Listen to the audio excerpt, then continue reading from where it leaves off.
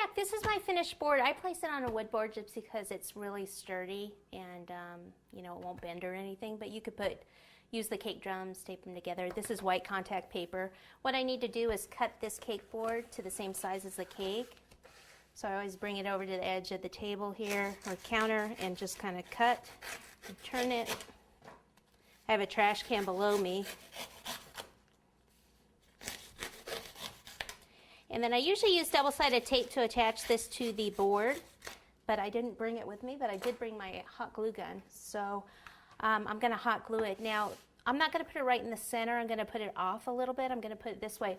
Also, I noticed when I put the head on, I actually tilted it a little bit, and I didn't do it on purpose, but I should have because I usually never put anything straight on.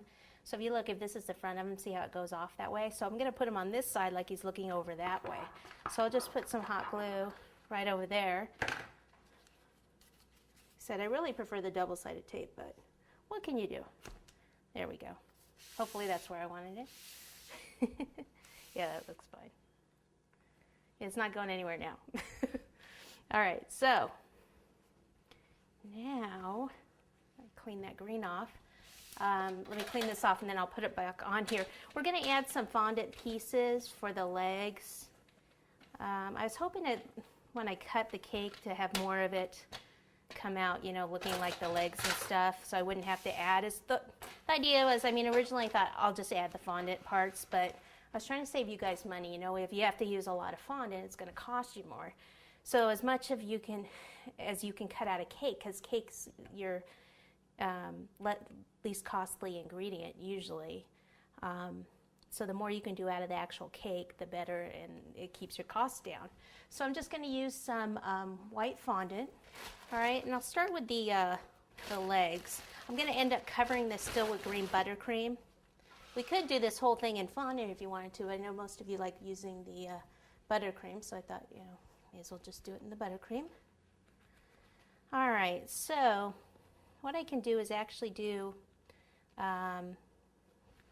I'll do one of the web feet first. So I'll take a ball of fondant, and I'm just going to practice by using something this size right now, like a big clump of it. Then hold it like this, make it more into like a V shape, and then start to flatten it. And then take anything that you have around. Just get me a Dresden tool here. And what I want to do is I poke in here and in here.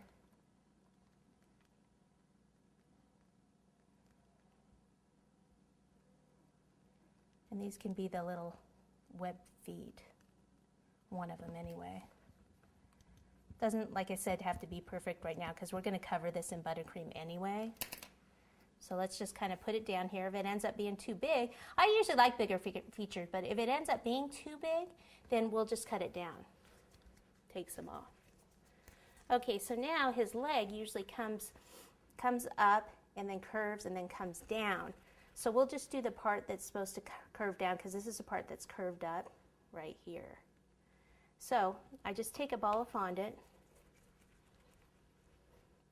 go like this. So my hands are slightly V'd, not open as much as they usually are. Want this part to be a little bit thicker than down here.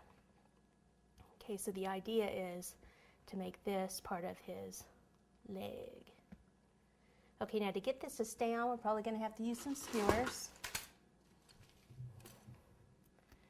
So let's see, if this was,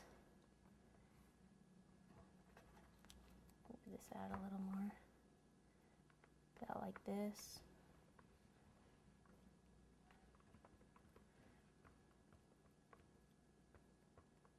Okay, then I just want to kind of combine this fondant a little bit here.